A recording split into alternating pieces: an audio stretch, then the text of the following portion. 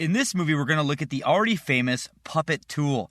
This is the new feature in After Effects CS3 that's generating all the buzz. The Puppet tool allows us to take a still image and kind of bring it to life. We put joints on it, and then we can move those joints as if it were a real character. Now, the Puppet tool is also really easy to use too. What I'm going to do is just go to the toolbar, and there's this little push pin icon. Now, just click the push pin, which is the Puppet tool, and just click where you think hinges might be, as if you were creating a marionette yourself and you were creating places for these strings to go. So I'm just clicking on places where hinges or joints might be. Click one in his mouth, on his jaw, down his feet, the right side, the head, maybe his ears. Now, as far as I know, there's no science to this. You just kind of basically put stuff where you want anchors to be. So far, not hard, right? Well, guess what? We're done. Now all we have to do is just click on a little point and move it. Look at that. Look at that.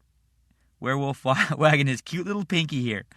Now, even though this was rendered in a 3D program, this is just a photo. This is just a still image. So what I'm doing here on this werewolf, again, you could do on any image. As I move this point in the inside of his hand, his hand just kind of moves and deforms. Look at that. Move his thumb around here a little bit. Now you'll notice that because the pixels of his legs are kind of attached or surrounding the thumb, we're not getting a really super realistic movement here. So what we might want to do is go into Photoshop and cut out this hand so we can move it independently without adjusting those surrounding pixels. But look at his jaw. How awesome is that? Look at how that's deforming. You could even click another anchor point there to anchor that down a little bit better so the rest of his face doesn't move as much. Move his arm here. So again, you can see how organic this deforms.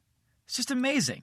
Now, we can animate these points. As a matter of fact, when you first apply the Puppet tool, it applies an effect called Puppet, and you open it up here, and under Deform, it has all of the different Puppet pins, these little things are called pins here, that you've placed onto your object. As a matter of fact, it already sets keyframes for you when you first click them, so they're ready to animate already. But before we leave this section on the Puppet tool, I've got to show you one sweet trick with the Puppet tool. If I put my cursor over one of these Puppet pins, and then I hold the Control key on the PC or the Command key on the Mac, my cursor turns into this stopwatch. What that tells me is that there is motion sketch built into the Puppet tool. And if I were to now click and drag, it would record my movements and the speed of my movements. So if I wanted my werewolf to be going, rah, rah, rah, rah, rah, then I can do that. And he deforms in that way. Look at him. Rah, rah, rah, rah.